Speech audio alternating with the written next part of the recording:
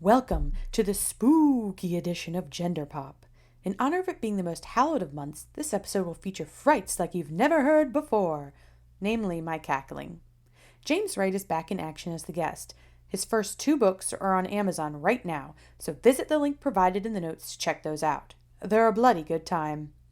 We discuss the 1979 vampire parody Love at First Bite. If you can't tell from the punny name, it's goofy, it's campy, and somehow weirdly progressive. Let's sink our teeth into it, shall we?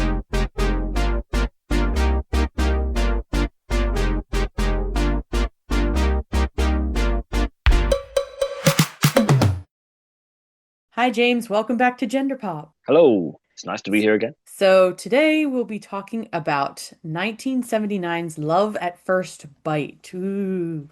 Mm. Um, the tagline, not tagline, but the synopsis for it is after being evicted from his castle in Transylvania, Count Dracula and his assistant Renfield traveled to New York to find a woman who the Count Ooh. believes is the reincarnation of the woman he has loved for all eternity, which sounds so much more romantic. I mean, it is obviously romantic to a point, but it's much more of a Yeah, parody film or a comedic take on the character. yeah, it definitely has like elements of your classic Dracula film because a lot of times he's like looking for his lost love, but then yeah, the way they kind of like frame it is very satirical from quite early on. I think the first thing that struck me about this movie, which doesn't really have anything to do with gender, but I think it might be the first time I've ever actually seen George Hamilton in anything.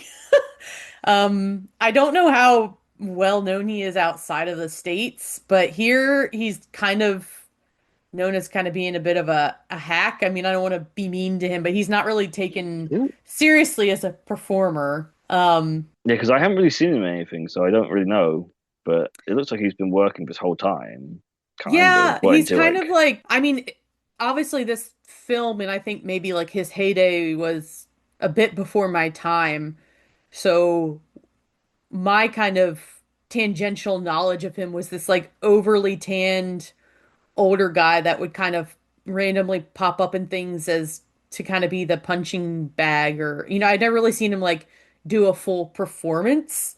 I actually hmm, was really pleasantly surprised. Not that I guess I had made a snap judgment to think that he wasn't like any good or whatever, but I think this movie benefits from the performers understanding the tone of what the writers were going for with it.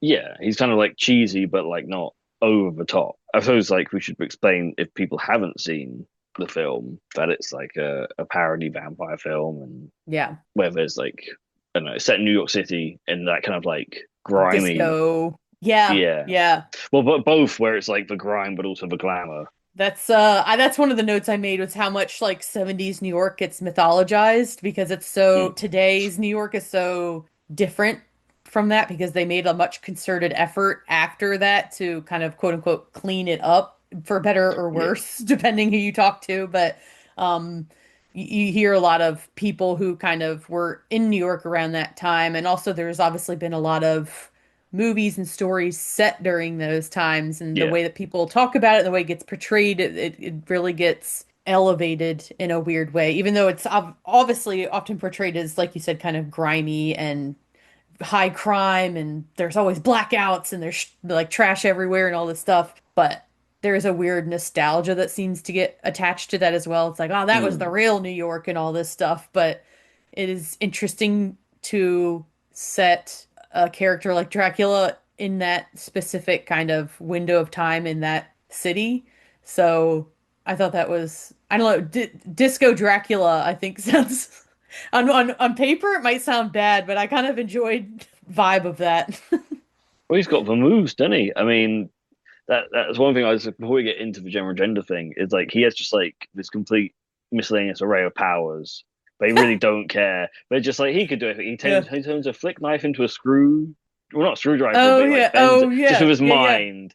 So he's got like mad, like crazy telekinetic powers, and he can like yeah, he does a lot of like force pushes as well, pushing stuff Yes. away, and Yeah. which if we do want to relate it to the gender issue is Mhm. interesting because he does sometimes do stuff which you would definitely because okay Dracula is positioned as the hero in this film. I think it's very Hmm. important to put that out as well. Yeah. There's a Van Yep. Helsing, but he is not the hero at all. It's Dracula. Dracula is your main. He's so you have to judge all his actions as being apparently positive, and sometimes he does stuff which is very questionable. Not as much as the Van Helsing character, who is Yeah. like purely like I'm a drug you. Um, Yeah. but He's just like a possessive, abusive creep, basically. yeah, who's yeah, yeah. Let's just get into it. So Yeah. we have this double.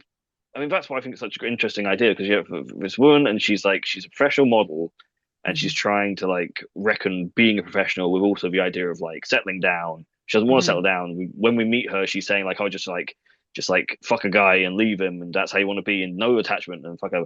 At the same time, she has Dracula, who's come over to find her because like she's a representation of his long lost love, while also being in a semi relationship with with her therapist, which is already messed Yeah. up. And Red it's flag like, city. Red oh, flag exactly. city. But so she's there, like she's in the club, like looking to hook up with guys, while also being with him. But he's the one that doesn't want to commit because they have this whole conversation about how like it's been 9 years and he just doesn't want to get married and doesn't want to commit. So, but he's also really angry that she keeps on like having sex with other people, despite that fact that he doesn't want to commit to her. And it's this whole like I say Double standard. he's her, yeah. And it's really good. That's why I picked this movie because there's like these nuances to the relationships in it where it's not just like, oh, it's this. Like if you go back to original Dracula, it's like a relatively well-to-do guy and like an evil count, but the count's kind of relatable and there's romance there. So I get why that's appealing, but it's like it's much more straightforward where it's like you should never be with the count because he is actually bad for you. Whereas this is a lot more like which one of these two people is actually bad for you? For a guy who's like a sorry, I'm gonna keep going on tangents, but for therapist is so interesting because he Mm. is what you might call, like I don't know, like a liberal guy. Like he like really cares about certain issues. He's very like understanding about things like race and sexuality. He's the one who's always like, but the way he does it so prescriptive that it's harmful. Like he tells people they have to do this, you have to do Mm. this, and it almost always like blows up in his face at some point, which is an interesting He's a debate fascinating thing. character. He's my favorite one, even though he's the worst Mm. character in the like. Yes, yes. But I'm a little biased because it's played by Richard Benjamin, who I'm already a fan of, Mm. and I saw his names in the credits, and I was like, oh hell yeah, Richard Benjamin. Um, but I think his performance is it's so fun. Like you can really, it seems like he had a good time playing this guy, and I think that that brings a lot to it to not just make him just a despicable like villain guy who you don't want to watch or engage with in any way, but because they make him be such a fool and he's so like over the top and so his own worst enemy a lot of the time in the way he Mm. approaches like, giving Dracula his comeuppance and all this shit. It makes it's quite obviously his approach to the character is quite farcical, but in the end, I think it's great because it helps make a mockery of that type of guy or those types of actions. Yeah, he's like a white knight, but he is that type of negative white knight, which is funny because it feels like such a modern idea. But this is like 1979, and we've got this idea of this guy who like, look, he looks like he's really nice, he's like well to do, and he's like really trying to help people out. But I think I said this to you before this, but like, there's a great bit where they're talking at the dinner table, and you kind of notice that like, while Dracula looks at her when she's talking, the therapist guy never does. He never looks Mm, at her. He just tells her what he thinks, tells her what to say, but hmm. it's still like he'll like if he was standing up for you, he'd stand up for you, but he'd like push you aside without looking at you. Like I'm going to stand up for you. It'd be that, Whereas Dracula would be there going like, "Do you want me to stand up for you? Are you all right?" Even though he Y- and then he'd like stab you, but because he's still Dracula. But Well, that's because at the end of the day, Jeffrey, who's the Van Helsing character in this, is it's he's not loving, he's controlling, and he's yes, conflating the yeah, two because a lot of times it does get telegraphed, especially through the media we consume, that being controlling is love or a form of love when obviously mm, it's really not. And it's like it's one thing to see that in a movie and another thing to experience it in real life. But as the movie goes on, I think you can see that within the kind of running gag of him being like, I think I love you or I almost love you. yeah, Because he yeah, kind yeah, of yeah. uses that to like keep her on the hook. He somehow thinks that'll be convincing, like, oh, if you just stay with me a little longer, I think it'll, I'll just like, it'll get there, or I'll just start saying that to you.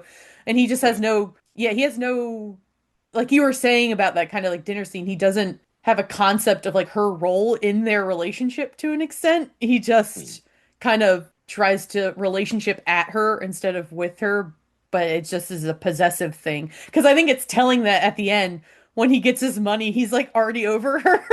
Like, Yes, he's like, oh, she grew as a person. Well, I thought that's yes, the I one love redeeming that. part of him is that he like when he finally gets paid as a therapist. So and it kind of makes it like a more professional relationship at that point. He's saying like, oh, she grew as a person. That's She good, and said then just she lets it left me, go. but she learned something.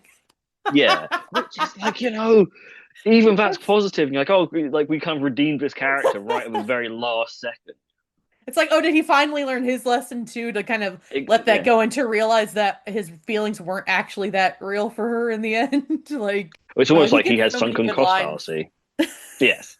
Yeah. I mean, that's the thing I should say about this movie is I do think it is like a lost gem because like I'd never really heard of it and I kind of like stumbled across it out of nowhere. And it's like, oh no, it's really like it's pretty funny. Like, and it's not. I'm not saying it's like a masterpiece, but like, it's good. Like, it's a good movie with interesting characters, and like some of the jokes are pretty funny. I mean, some of it's dated, to be fair, Yeah, but like, well, it's dated in that it's from like 45 years ago. So yeah, but it will be. Yeah. exactly, but it actually holds up like more than you would in some way. In some ways it does, in some ways it doesn't. It depends. There's a few things in there that you look at now and be like that's a bit questionable. My favorite Jeffrey line was when he was in the ambulance and they were about to like sedate him and he goes, "Get the air bubbles out." Yes, yes, that was one of the best like throwaway lines of like because that's something again we know about now where it's like without killing you, but he's like, yeah, you're gonna kill I'd love to know if that was improvised at all or whatever, because it's just like a little button on the end of that scene. It cuts to the next scene after that. It's just like you. Yeah, he's going on and on, but he's locked in enough to realize that there's air bubbles in the syringe. She's get the air bubbles out. And I was just that cracked me up. I was like, I mean, yeah, he's not wrong. Basic safety, but oh my God, I think it's just moments like that that help elevate it, or at least help certainly make his character worth like watching instead of just like being disgusting. Just yeah, he's very idiosyncratic in his there's certain like weird little moments like that that give him more nuance and more character that make yeah. it make It's it fun. But yeah. it's like he's supposed to be the hero in his story. He's just trying to do the right thing. He's trying to Because protect the I'm a woman. He doctor. He just Yeah. loves telling people, I know what I'm doing because I'm a doctor. And it's like, bro, you're the most mentally unwell out of everyone in this movie. Well, yeah, it's like he can't relate to people because I think in a straightforward movie, the hero would be like getting everyone on side and like recruiting them to fight Dracula, but he just can't help himself but say things that are like alienating and correct people, and like say like I'm doing the right thing and not really explain it to people, even though like he's supposed to be a therapist and know what he's doing, and it's that kind of like disconnect with like actual people that holds him back all the time. And Oh I think that's God. kind of like an interesting commentary on like that type of guy who like thinks again the white knight thing where you think you're in the right and you think you're morally correct and everything you do, but if you don't stop to consider people for who they are and what they think, Mm, what's the point? What's the point in defending someone if you don't care about them as a person? It it's doesn't really true. matter. And I think that happens a lot today, so that's why it still kind of relates because it's like yeah, Dracula, he's a sketchy guy, but like he's at least like so I think the main thing is that like when you get to the ending and I mean first of all you've got the whole thing of the psychiatrist chasing her down and still saying Mm. like, do I love her? And it's like, of course I love it. Like you're literally in the middle of this relatively high speed chase through Manhattan and you still don't know if you even love the person. I mean, arguably, you should chase after her because you don't want to become a vampire, but then it's because I think that's the point about the thing is like morally his black and white morality means that like becoming a vampire would always be wrong. And like so that's why he's chasing her down as well. It's like whether he feels stuff for her or not, it's like just someone just shouldn't become a vampire just because they shouldn't, and that's kind of like where his head is at.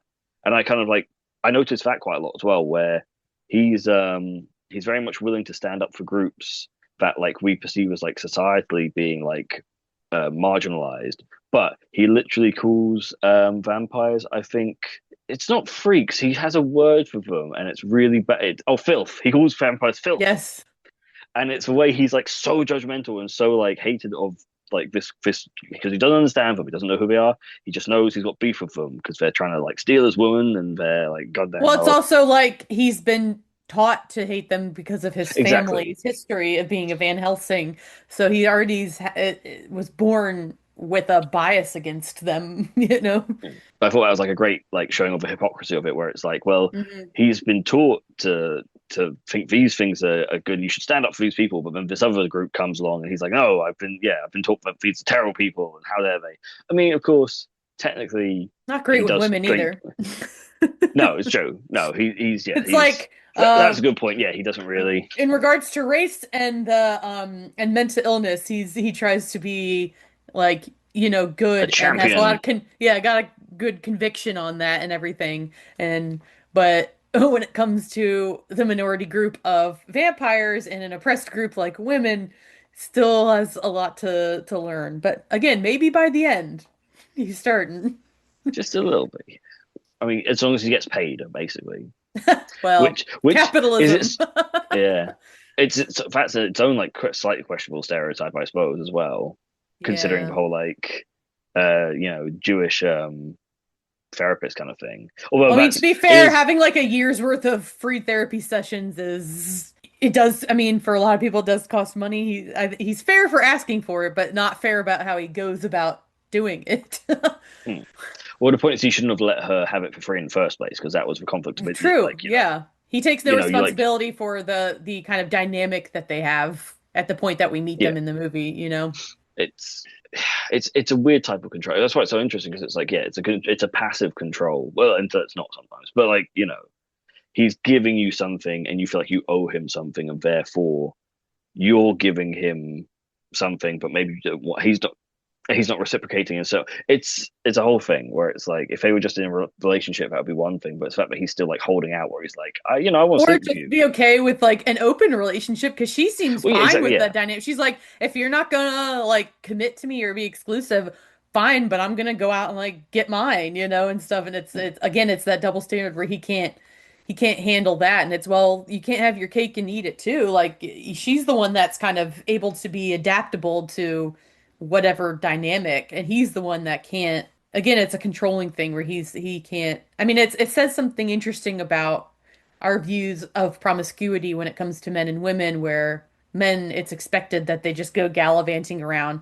But if a woman does it, there's a lot of shame and guilt thrown onto that. I mean, obviously, cheating of any kind obviously is very frowned upon no matter what gender you are and stuff. But obviously,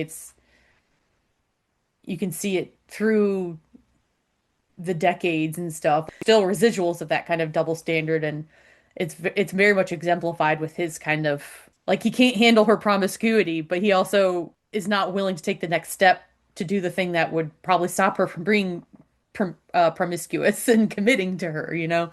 So it's a frustrating dynamic.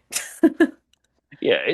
It's the nuanced take on like the masculinity thing is interesting, where it's he's both controlling but also non-committal, and that's what Yeah. like whereas at the same time Dracula is the exact opposite, where he's like he's very committal. He's like I love you and I want to spend the rest of my life with you, but he's also going back to the ending. He wants to give her a choice. He doesn't want to. He doesn't like force her to turn to vampire. He's like you have to choose. He says the line you have to Well, choose. I have beef with that Yes, because okay, give it the beef. he does threaten suicide like immediately after that. So that's very coercive. Like that's not really a choice. He's going, I'm gonna let you choose, but just know if you choose not to be a vampire with me, I am gonna just die or just let myself wither away or whatever. Because he's like, it's not worth. He has that line where it's like, it's not worth living without love or something. Then, and he kind of like steps into the shadows a little bit, and then that's when she goes over to him and is like, all right, bite me, let's do it.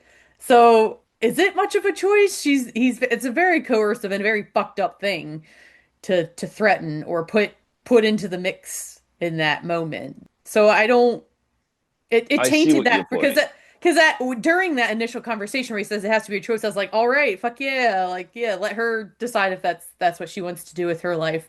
Especially since she was exhibiting doubt about it and everything. But to turn around and just be like, but just so you know, it is gonna kill me. So, and even if it's not like literal, because he is a vampire. So, but I I was just like, that's very shitty tactic.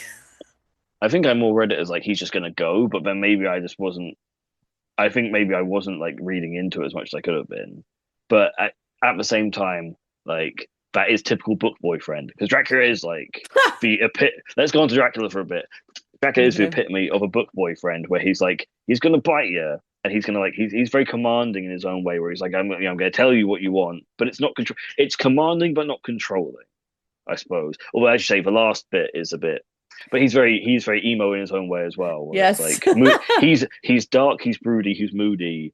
He'll he'll force pull a phone away from you as well. So that's like questionable. But in general, he's like I don't I hesitate to say it because it's like it's weird to like prescribe things, but like judging by everything posted on Bookstagram, he's everything a Bookstagram woman would want. I suppose is what I'd say. I mean, I think Where there's a he's reason like, like the vampire arc or stereotype or whatever archetype has endured because I think it's very alluring to people to it allows obviously people to buy into a certain fantasy of romance, mm, the kind of immortality, the kind of like, literally leaving a mark on someone and binding yourself to someone through centuries and just getting to do whatever you want. I don't know. It's like I don't know. I mean, I'm sure there's tons of dissertations written about the vampire as it's been represented in media and everything, but mm, it is not inexplicably, explicitly, I guess is what I'm saying, tied to romance.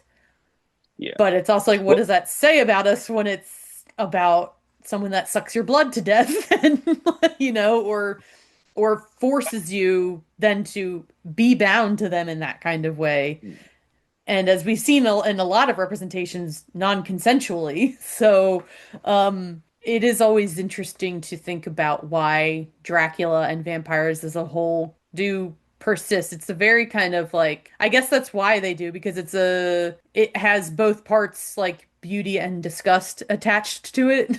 but that's why this movie's really interesting to me because I've never been really a vampire person. I'm much more of a, Yeah. zombie guy, and that's a whole different thing. But like, yeah, vampires have always seem a bit like posery to me. I don't really like them, but for some reason, even I like Dracula. And I think the movie's doing it very much on purpose, where they're like setting him up to be like a likable character. Like even at the very beginning, he's like, well, he's down on his luck because he gets kicked out of his castle, and like, he's being booed by a whole village of people until he's like in front of that girl, and he's like, "Oh, I protect the innocent, and I protect the old," and so on. It's all very like so. That's very white knighty in its own way as well.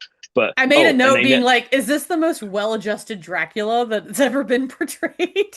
Like, he's yeah. It's he is almost in his own way. I don't know if they mean for him to be like a satire of a different type of like toxic masculinity, but like he's okay. So yeah, if we were going to put it in like modern terms, even hmm. though this stuff is all very like made up manosphere, whatever the hell. Um, the therapist would be like toxic beta male stuff, where he's like thinks he's Oh. really like in control of stuff and smart, but like is actually just really controlling and doesn't understand things. And Dracula would be toxic alpha male stuff, where like he's all like, I know what's best for you, and I like, but like, and like he's very powerful and stuff, but he is also very questionable in a lot of stuff he does. Because like even though he is a romantic lead, the fact that he can hypnotize you in a look, he can manipulate things around you to get what he wants. Like he's still doing It's things an which you inherent don't realize. power imbalance, no matter Yes, like, but exactly. then Yeah.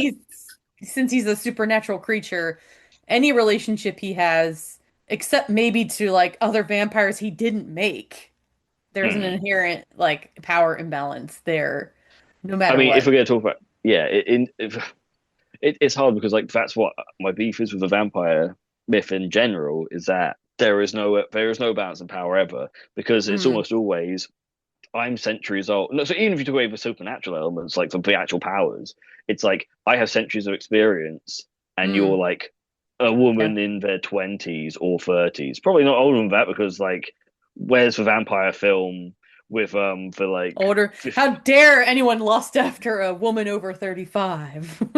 there's only a couple of examples I can think of. There's like what we do in the shadows, where Taika's love is old now. She's in old people's home, and she's Right. looking at her going like, "Oh." And then there's maybe Only Lovers Left Alive with Tilda Swinton, where they get older, or they are, but relatively, they're not. She's not, But it's she's she's like far from. also the one that preyed on him, right? Yes, so yeah, so So yeah. basically yes, of like a middle-aged vampire lady. Yeah, Yeah, we need some middle-aged old vampire lady. We ladies. need some old lady vampires. It's always like hot women or children. And it's like, what the Yeah, fuck is going on? where's all the VILFs? Oh God, let's make it a thing. Yeah. I will say there's one, to come to Drax's defense a little bit in this film. There was Hmm. that one scene um where they're sitting, I guess it's like in a club or whatever, and like she's having a bunch of self-esteem issues and like why would you be into me? I'm nothing special, blah blah blah. And like I quite liked how he handled that conversation because she's talking about like aging and like how she looks for wrinkles every day when she wakes up.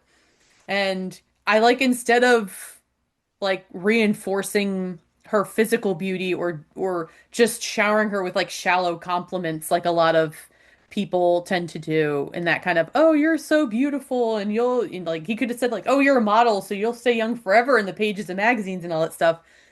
He basically is just like well if you could see yourself how I do you wouldn't think that. He says like if I could love you how couldn't you be special and all that stuff. And That's interesting how you read that as like which I can see how it is a positive. I just saw it as being like it's like different steps, isn't it? Because like so what he says, because I remember this, like he says, "What do you think about me?" And then she's like, "Oh, I think you're special." And he's like, "Well, if I'm special and I think you're special, doesn't that make you special?"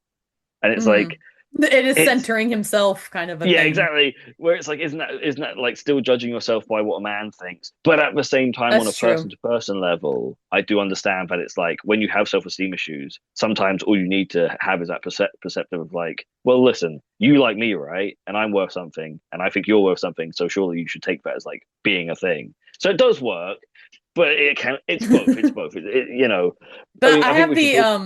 I have the actual exchange. It says Dracula says, "Do you think of me as special?" And she says, "Yes, of course." So he says, so how can you think of yourself as nothing when I love you?" So, Yeah, okay. yeah. So it's a bit in between both of them, where it's like, yeah, he's still kind of defining it through him, but it still sounds romantic. And I think, like, as being a person who functions in society, I would say that, like, that is how you talk to people when you try and make them feel better. Because sometimes Yeah. you have to say, like, you like me, right? You respect me, and I respect you. Because sometimes, because yeah, it sounds like it's focusing it through yourself, but the point is the person you're talking to can't see themselves for who they are. So you're just trying to give them that perspective of like, but you could, we get this all the time where people can like praise others but can't praise themselves. And so sometimes you've just got to say like, well, you think that person is great and they like you, and that's.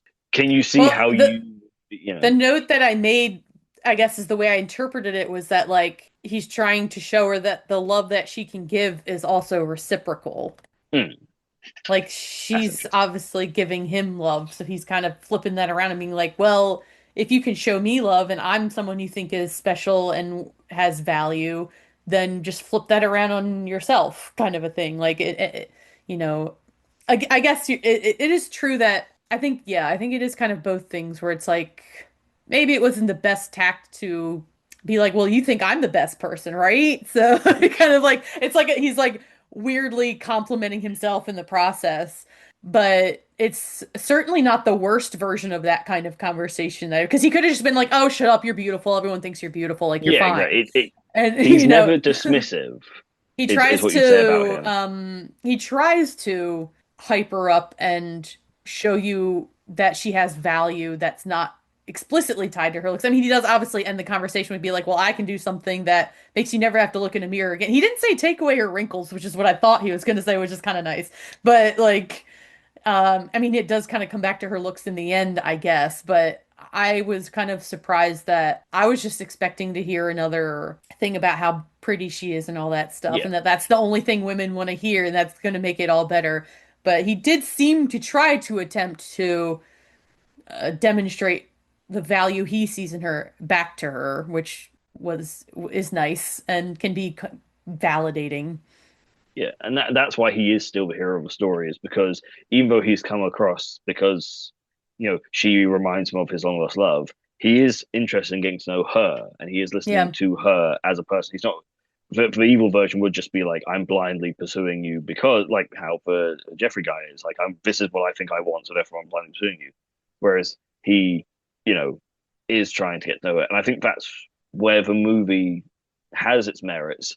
Mm. Is sure there are these two ideas of masculinity we're talking about, but when we talk about her as a character, she's very interesting herself because like you have this great.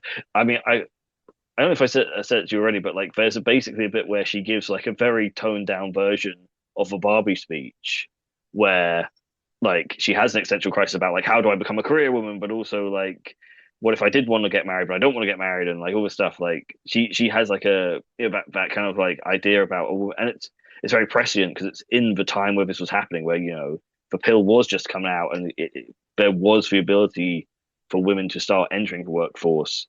But like, what does that mean for them, and like how do you reconcile with that as a person? Yeah. Yeah, that was a loaded moment when she was talking about the career thing. I mean, I think you put more nuance into it than the film itself does, to be honest. And that's not to say that maybe they didn't have that intention, but it's very like very straightforward and simple how she says it, where she's like, I think careers are just something women do until the right person comes along, basically. And I Yeah. was like, no, girl, no, you can have both. Like, and it's just like, that's a discussion that's been happening for ages, right? Of that, like, women should be able to do both, or like, just because you become a mom doesn't mean you have to give up other parts of yourself or not work and, or that just because you end up in a relationship that you want to commit to or whatever doesn't mean you have to give up your dream job too if that's what you're doing or having those ambitions still or whatever and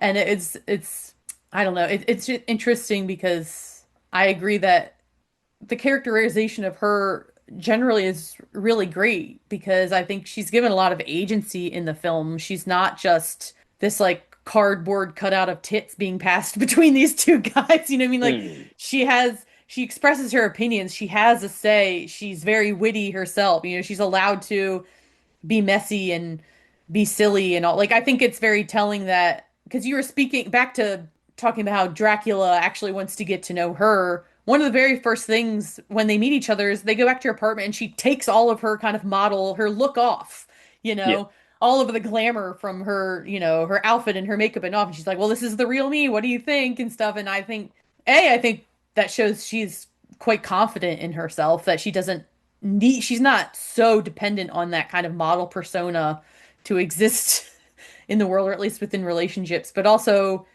that and nothing is ever made of it on his end. Because, like, I feel like in a lesser film, there would have been a joke there of him being like Mm. horrified that that's how she looks. I mean, obviously, it's not like a drastic look. She's still conventionally beautiful when she steps out in a robe and is just like has more natural makeup because it's like, let's not fool ourselves. There was still makeup on her face. It was just Mm. not as over the top. But Yeah, I she think, goes from like yeah, Farrah Fawcett to Jamie Lee Curtis, kind of like that yeah, kind of like like, which is she's still still both are still, obviously, there's not, yeah, yeah, she's still exactly. obviously attractive, but I feel like It's there's but it been is a yeah. moments in other movies where it's like, oh, a woman dared to kind of just strip down her makeup and just look how she looks without all that. And there's like, ooh, there's like always there's sometimes that need to like have this joke about like disgust or like, oh, you've lied to me kind of a thing, you know? Yes, So, there's a very yeah. specific episode of Fresh Prince of Bel-Air that's burnt into my mind as a child where that happens, Mm. where Will gets stuck with a girl he's dating in an earthquake in a room, and just very slowly like her weave comes off and her nails come off, and it's like by the end he's like, "What even are you anymore?" And it's like, yeah, the judgment of that, Yeah, it's like like an entire it's not present industry has here. made me think I need all these things. Mm. But yeah, so I liked that. And again, it speaks to her own independency as a character. Because again, she's not it's weird because she says that thing about a career thing, and obviously like she's falling in love with Dracula throughout this, but she also kind of consistently makes it known that like she's not going to deal with some bullshit. She's fine just being on her own. If it's like I love at the dinner thing where they're having a dick swinging contest between the Jeffrey and Dracula, and she just calls it out for being competitive macho bullshit, and I was like, yes, girl. Yeah, where they're having the hypno off. They're both trying to Oh hypnotize my each other with God. modern therapy versus ancient Dracula magic, and it's just like this is His just dick swinging, all right? Shut the fuck up. Jeffrey's like overt attempts at thwarting him are so funny. Like he's just like a necklace of garlic. Like he just And announces then he it throws it. so loud. Yeah, Dracula throws it into a salad, and they just like garnish it. That was great. Like, yeah, it's just some She garlic. just Put it in the keeps salad. getting shit necklaces throughout the movie, and that makes me Well, that's laugh. true.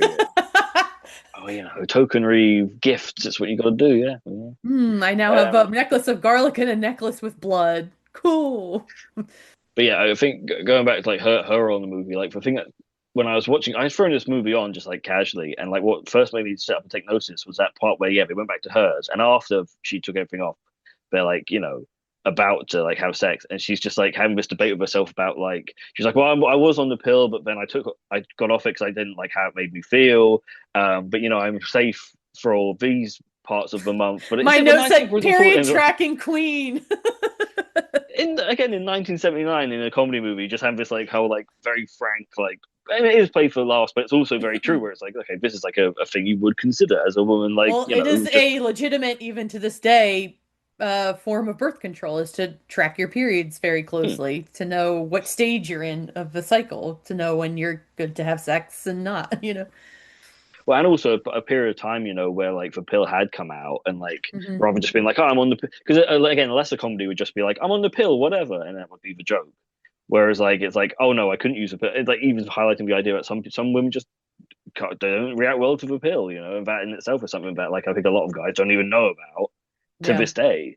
So as I say, the ovulation cycle, like that's something guys don't know. It's just all these little things that's like, okay, well, this movie is clearly a bit like, a little bit more in depth about it. Like, it's thought about it, and it's It's like, considers more of the female experience, or at least has some basic, very basic knowledge of female experience or perspective on things. Because, like you said, it's easy enough to not just include any of those bits, but they did, and they did for some reason, and I guess it allows her to be a very less one-dimensional character to it all. also, and it very, I mean, maybe it's a basic point to say, but she's never a victim as well. Like even at Yeah, that point where he bites her, she's like, "Oh, you biting me? Well, that's kinky."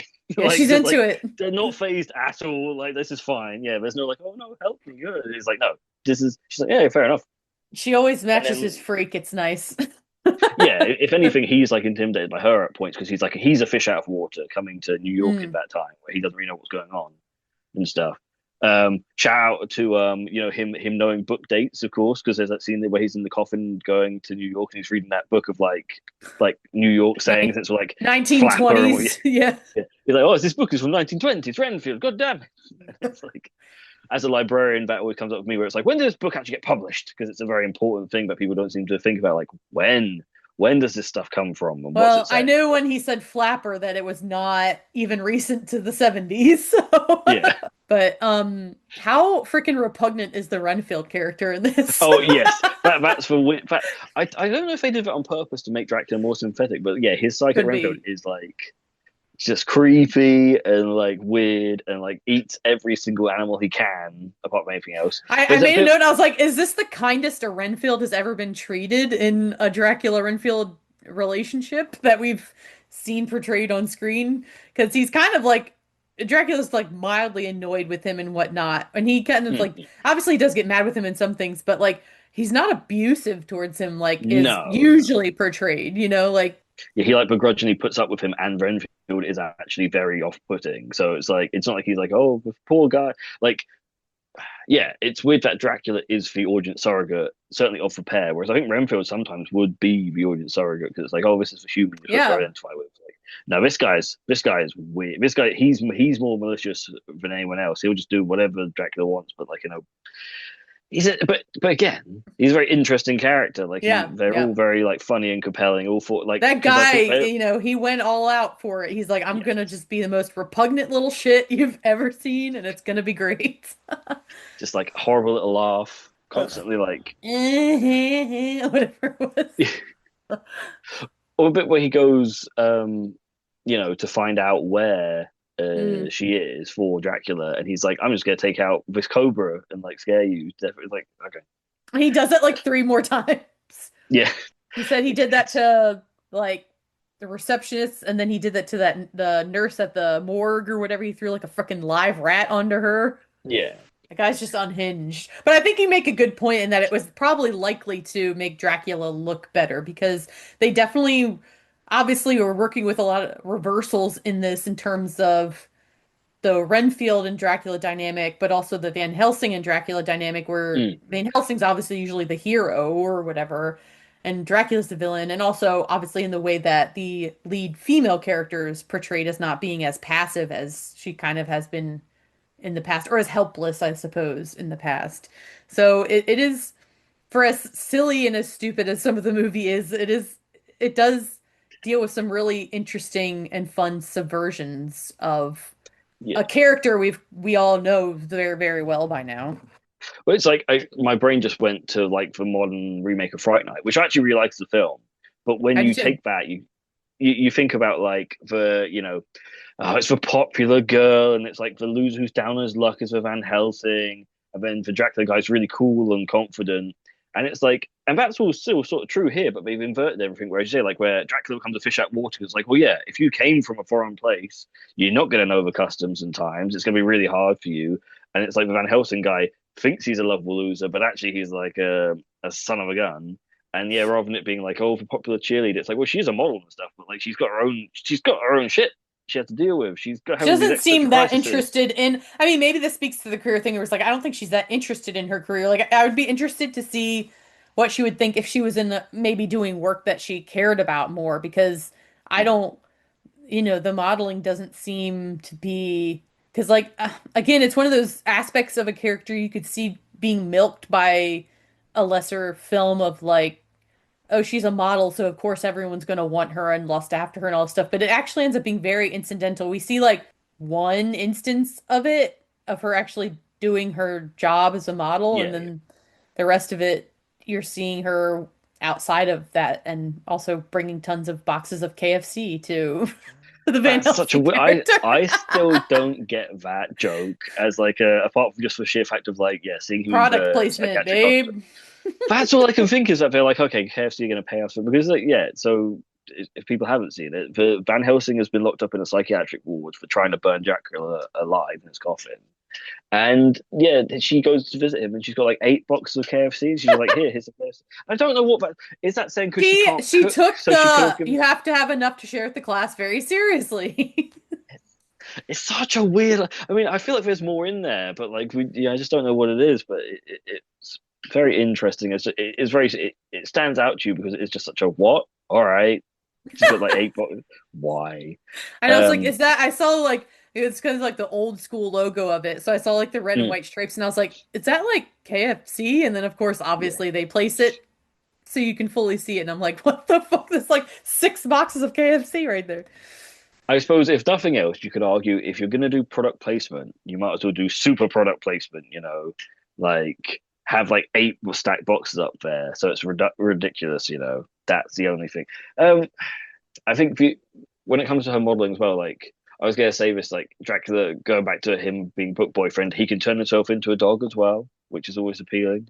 You know, Hell yeah. Although gets to weird places quickly. So, I suppose so. Yeah, I mean, he can turn back. but I did Um, like that she liked when she was posing with the dogs and they took it away. She's like, hey, I was like, yeah, that's how I would be too. Don't take the dogs away from me. As Joe, get yourself a guy who can turn to a dog and piss on a cop's leg. Hey, Yeah, I also but think that the movie does a good job of just mocking the ways men attempt to court women and the mm, expectations and how it's so kind of out of sync of what women usually actually respond to and want.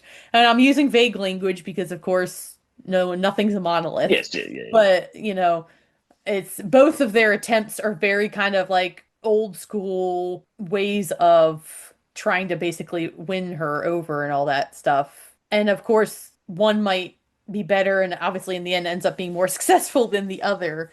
But since both of Dracula's and Jeffrey's attempts are so over the top, and each of them have their own kind of problematic moments. Obviously, Jeffrey more than Dracula, but I kind of thought it was fun to just see it kind of turns, speaking in terms of gender, the way men approach women and dating into a bit of like a farce of like, see how kind Mm. of silly or stupid these things are that we're told we should be doing to try to get women's attention or women's to get to like date us and all that stuff. And I think obviously like her response to them is their kind of the film's rebuke of these attempts in a way.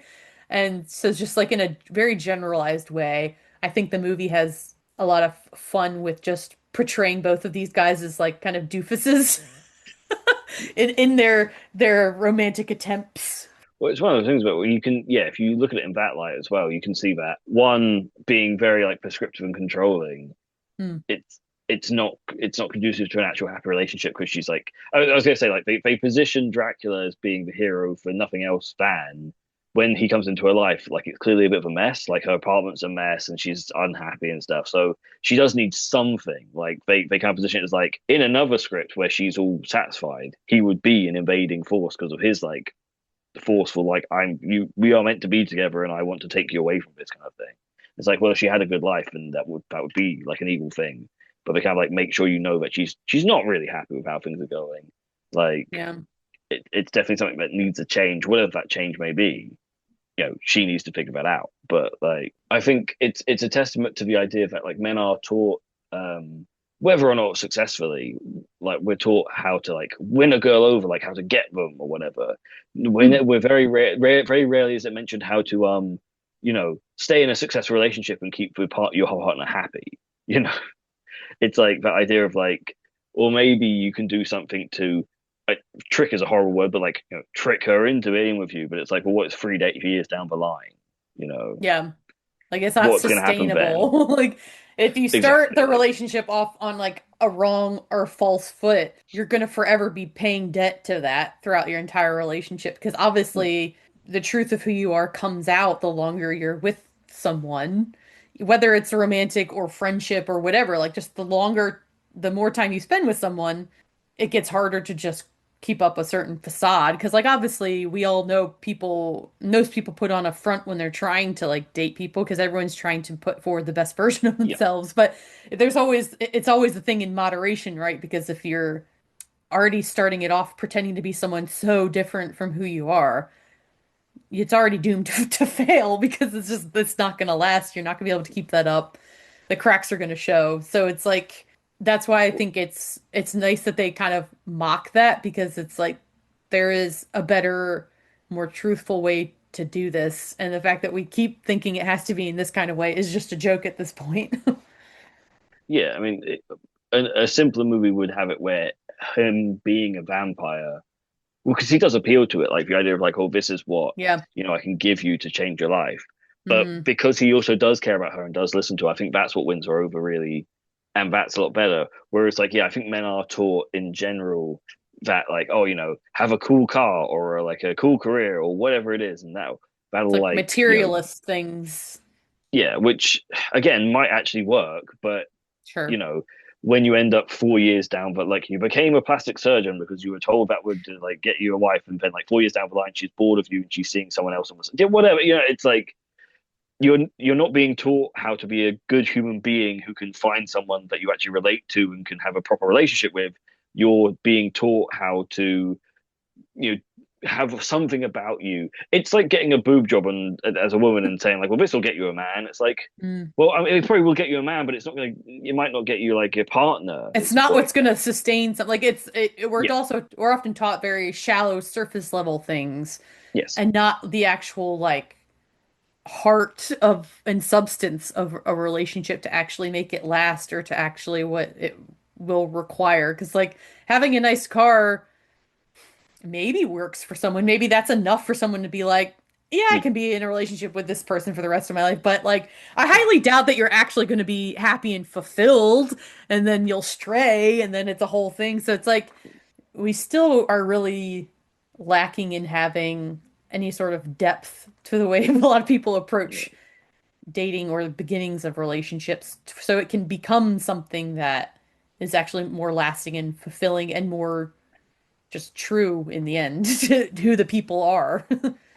That's why I'm very happy that like I've had like lots of women in my life who I can have proper conversations with, because that's the thing, you do hear that stuff. You hear them say like, "Well, I've got a boyfriend," and like, but like he does have a carvo, and like, oh, I'm kind of stuck in it now because I need it for work, and you're Ugh. like, oh my God, but and that's not judgment on them. That's like it's just it happens all the time, and it's like, oh, that, and one, I'm listening to them, but also as a guy, I'm thinking like, oh God, I'd hate to.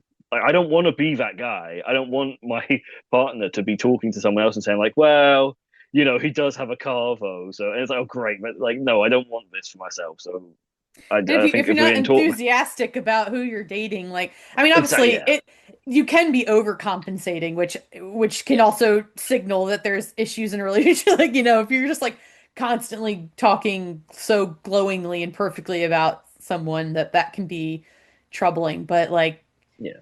I don't know, if I you're mean, just kind of have such a middling reaction to someone being like, "Oh, how's such and such," and you're just like, like that's so sad.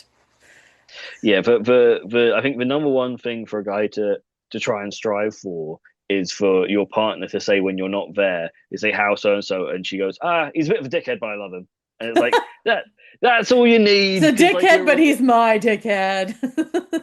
well, yeah, it's just like the endearing quality of like you know I can see the things about him that make him worthwhile, and that's what I like. It's Yeah. like yeah, just being able to get to that level is kind of like a nice thing, but.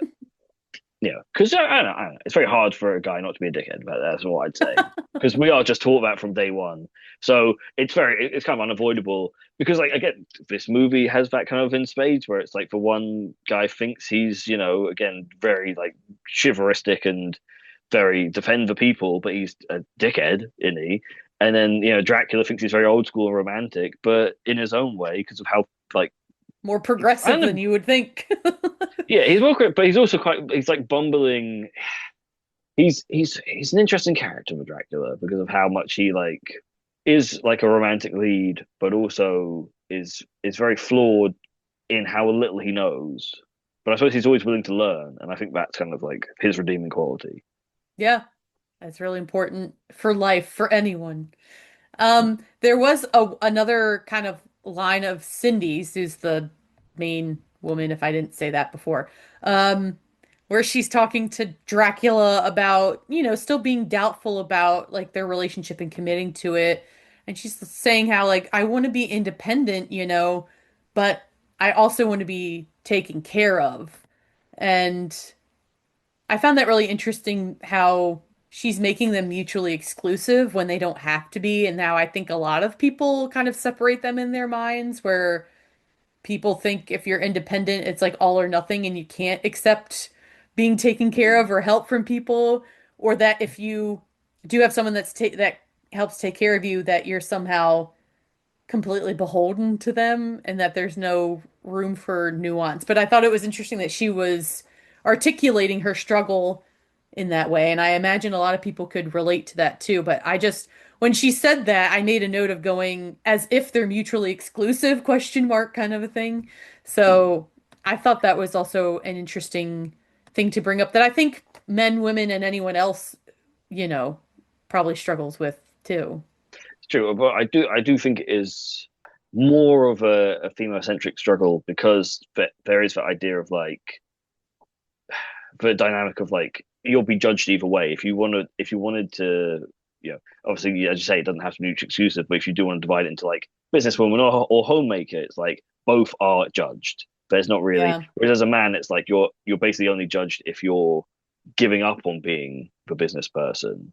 Like as long as you're striving for it, like we were saying off air, like the difference between like views on women's bodies and how they're ever changing, and the male body where it's like you're either a bodybuilder or you're not. And at least there's like that focus of like, you can either strive for this thing and it'll be a positive, or you can not and you'll be judged. And it's very like it's very binary in that way. Um, but I also like that she managed to take she showed that she had her own power in that when she bit him. And he's like, Yeah. oh, it's been centuries since someone bit me. Like, why He's not, like, oh, it's nice to receive the kink instead sometimes. Yeah, Like, yeah, tit for tat. He was, yeah, like, yeah, that is a good point. That is a good kind of moment of more, I think it just displays more equality between them than she's probably ever had with Jeffrey, knowing that he kind Well, of just sees her as a means to an end in a lot of ways. I think if nothing else, you can say that this movie puts a lot of thought into the characters and how they relate to each other in space. Because, like I mentioned before, if you look at how they're intimate, like Dracula and her are very intimate. They're kind of like they sit across from each other a lot and they look at each other and they like touch and there's like all this like, interplay. Whereas her and Jeffrey, it's almost always very stilted and like he's one place and she's another. They're fake. They're rarely ever facing each other. And sometimes she looks at him, but he basically never looks at her throughout the well, not never, but very rarely does he look at her. And it's like they're two people who have been together for 9 years. Whether it's like a fully committed relationship, they've known each other for 9 years, and like there's still this like horrible There's distance between them. disconnect, yeah. Yeah, and it's like, well, what even is that? If you've been intimate with someone for 9 years and you can't like be intimate with them, what is Yeah. that? It's very strange, but I think that does happen to people because you've kind of locked in because you saw that you could going back to a whole car thing, go back to whatever. You saw that there was something you wanted from someone, and you've kind of like ended up together, but you're two people functioning around each other. You're not a couple. I suppose is what I'd say. Yeah. Or it's like And kind of I, similar I to the people that you mentioned just getting stuck. It's like, well, this is the person that I'm doing it with, so I gotta just keep doing it with them rather than actually like taking a moment to reflect and see if you're actually like connecting with them, like we were just pointing out. It's just like, yeah, he's convinced himself that she's the one and that she only can ever be, and is not taking any time to assess. Like he only gets because, like, when the movies start, I mean, I don't want to say that she doesn't have power in the relationship because, like, again, she's like, well, I'm gonna fuck around. I don't care then. If you're gonna be like yeah, this, I'm gonna live my life. Um, but it is like interesting, like that it starts with I guess it's kind of like an ironic thing where he doesn't want to commit, except the entire film he's committing towards trying to get mm, her back in his life in that way. So it's like he is committing just like in the worst way possible. Like yeah, there's a lot of interesting, and like you said, like they might be having sex, but they're lacking the kind of other layer of intimacy that her and Dracula exhibit with each other.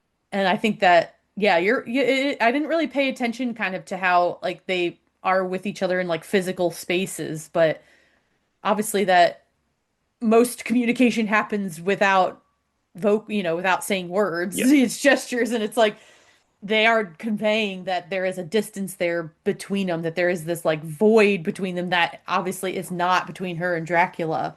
And so I think that's a very astute observation. And I feel like if I ever rewatch this, I'll be paying very particular attention to that. And if I can start, hopefully, a common theme in these podcasts, once Hmm. again, it's dancing that brings the characters Hell together yeah.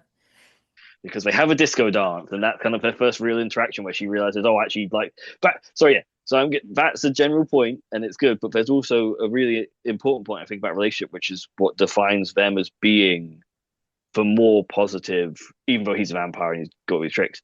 They do the disco dance, and it's like an intimacy, and it's like a breaking of like the ice or whatever you call it. But there's a bit where like at the very end, he like she's on the ground because he's like done a disco move, and she's looking up at him, and she smiles, and he smiles, but like a much smaller smile. But it's like it's her realizing that she likes him, and it's him realizing that he likes her beyond the kind of like, oh, you're my long lost love, and he's like, oh, I quite like this person. It's a real it's a real human moment between the two, and it's really great that they do that right at the start of the meeting. So it's like kind of like saying, but no, this is actually a real thing here. This is a Yeah. connection between these two people.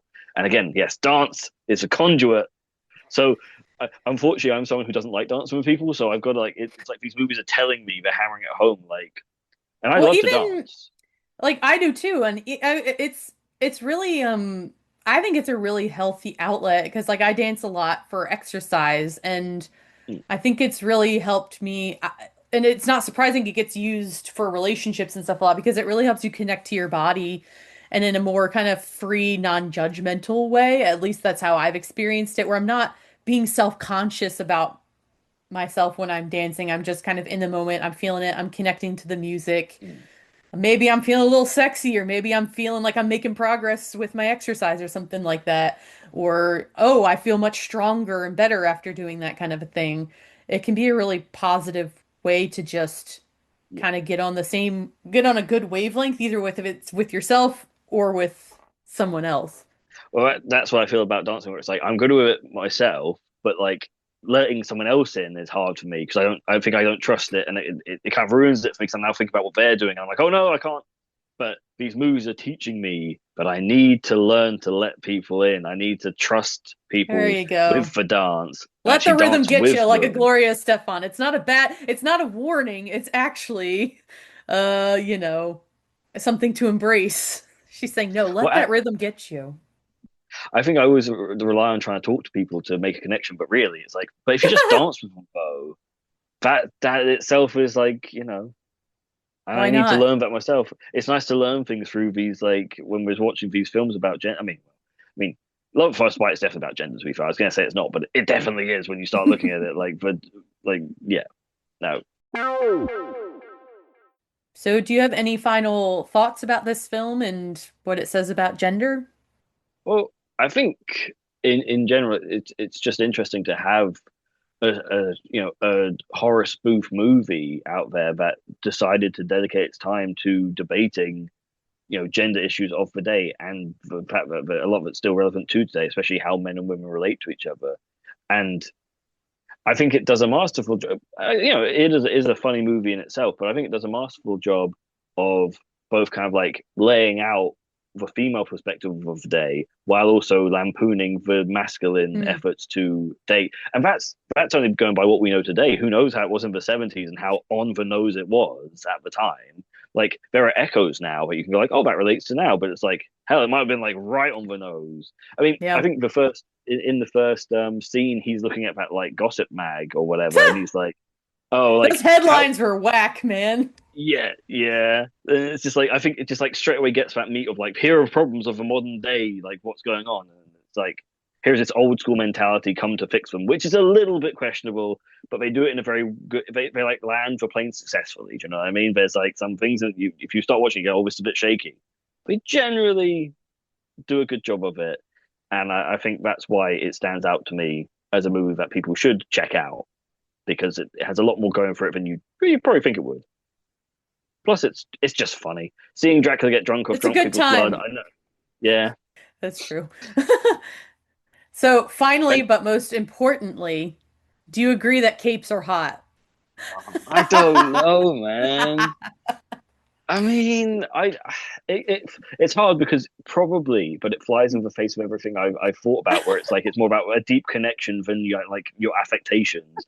But sometimes an affectation is what basically the lessons any guy should take away from this is wear a cape, dance with a lady, and then listen to her and respect her feelings.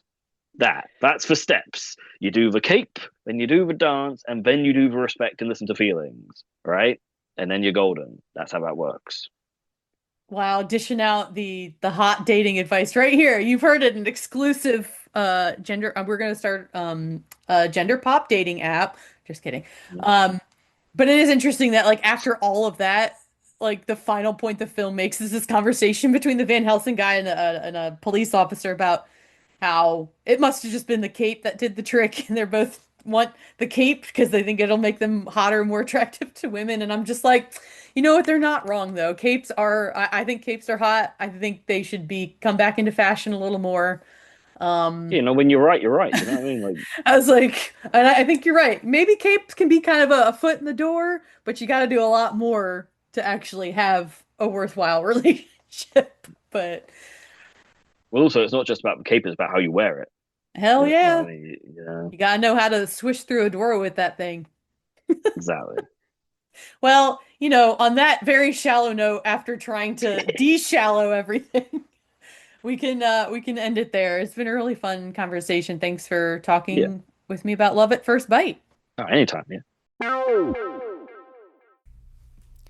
What an absolutely delicious episode. I hope it appeased both the Halloween gods and Cape gods, and that our rambling didn't scare you too much. Many thanks to James for joining in and bringing this movie to my attention. As always, peep the show notes and official site blog out for the links to his work and socials. I always post one for each episode, so go check that out. Gender Pop will return, but in the meantime, be well, take no shit, and thanks for listening.